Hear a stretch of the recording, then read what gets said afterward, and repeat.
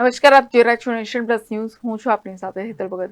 અરવલ્લી જિલ્લામાં શિક્ષકોએ પડતર માંગણીઓને લઈને મહામતદાન કરી વિરોધ નોંધાવ્યો હતો. ત્યારે રાજ્યભરમાં શિક્ષકો દ્વારા પડતર માંગણીઓ સરકાર દ્વારા સંતોષવામાં આવે તેવી માંગ સાથે આંદોલન કરી વિરોધ કરવામાં આવી રહ્યો છે. અરવલ્લીમાં અખિલ ભારતીય રાષ્ટ્રીય શૈક્ષણિક મહાસંઘ દ્વારા આંદોલન કરાઈ રહ્યું છે. ત્યારે રાષ્ટ્રીય સંયુક્ત મોરચા દ્વારા આજે મહામતદાનનું આયોજન કરવામાં આવ્યું હતું.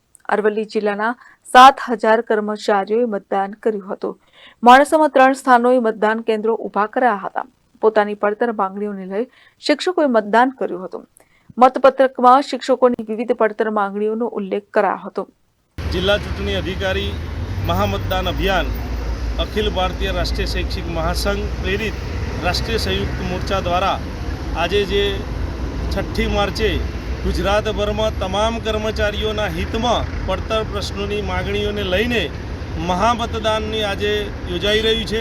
એમાં અરવલ્લી જિલ્લામાં 7,000 કર્મચારીઓ મતદાન કરવાના છે. એના ભાગરૂપે મોડાસાના 3 સ્થાનો પર આજે મત બૂથ કેન્દ્રો ઊભા કરવામાં આવ્યા હતા.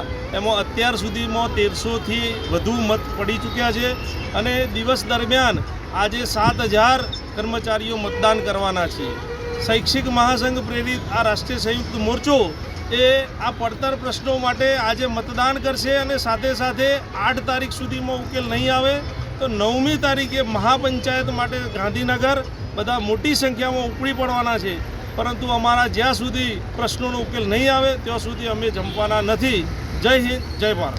શિક્ષકો આજના દિવસે ચોકડાઉન, પેનડાઉન અને શટડાઉન જેવા આંદોલનમાં જોડાયા હતા.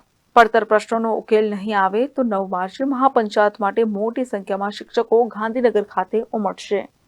ગુજરાત રાજ્ય પ્રાથમિક શિક્ષક સંઘ દ્વારા પેનડાઉન, ચોકડાઉનનો કાર્યક્રમનો આદેશ આપેલો છે.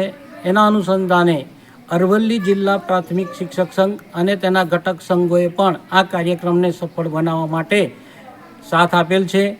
જિલ્લાના બધા જ શિક્ષકો આ કાર્યક્રમને સફળ બનાવવા આજ રોજ પેનડાઉન, ચોકડાઉનના આદેશનું પાલન કરશે અને પોતાની કામગીરીથી અળગા રહેશે.